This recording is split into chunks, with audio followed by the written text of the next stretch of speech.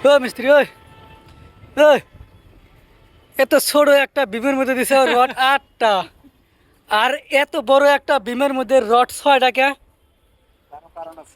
কি আছে কারণ?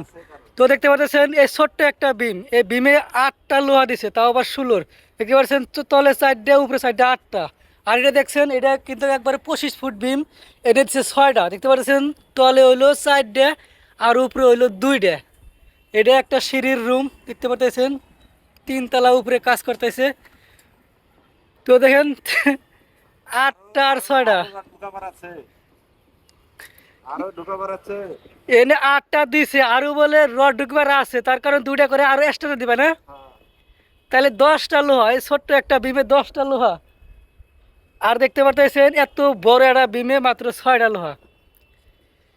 তো এটা একটা সিঁড়ির রুম, আমরা এখানে আজকে কাজ করতেছি দেখতে পারতেছেন।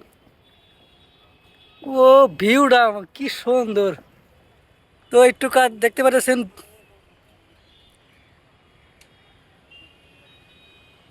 ওয়াও ভিউটা দেখেন একবার, অসাধারণ একদম।